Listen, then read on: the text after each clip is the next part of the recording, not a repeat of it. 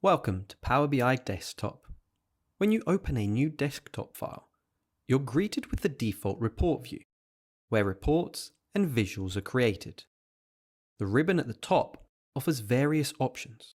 For instance, the Insert ribbon is focused on visuals, while the Modeling ribbon handles data connections. Let's start by connecting some data. Under the Home ribbon, click the Get Data button. Power BI offers several options, but we'll import a CSV for now. Select Text CSV. Next, let's open the fact sales file, which contains sales transactions for AdventureWorks, a fictitious bicycle manufacturer that sells bicycles and accessories. After selecting the file, a preview window appears.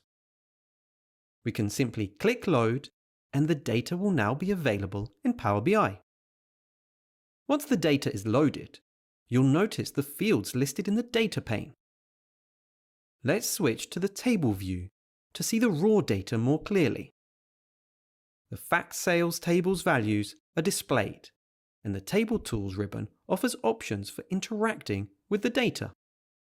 One of Power BI Desktop's strengths is its ability to combine data from multiple sources.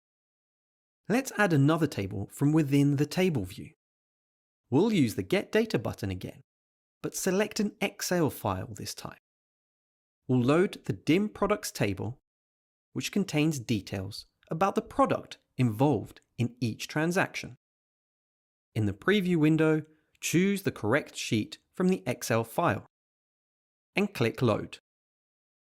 The new table appears in the data pane. Now, let's explore the model view.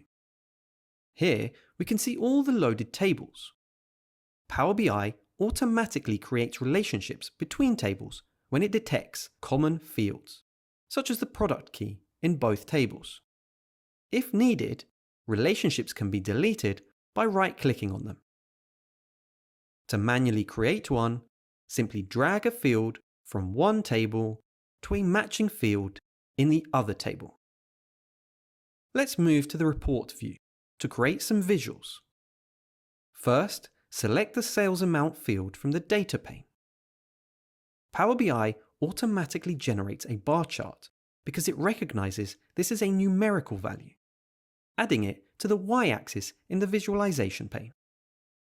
You can easily resize and move the chart by dragging it around.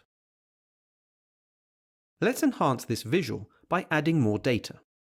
With the chart selected, expand the DIM Products table in the data pane. Drag the category field to the x-axis. Now, the bar chart reflects the sales amount for each category.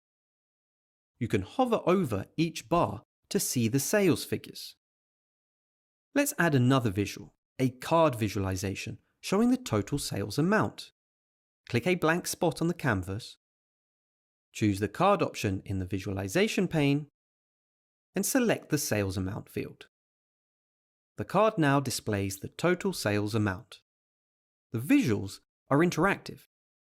If you click the Components bar, the card updates to show the category total. Click on the bar again to reset the view. You can easily switch visualization types.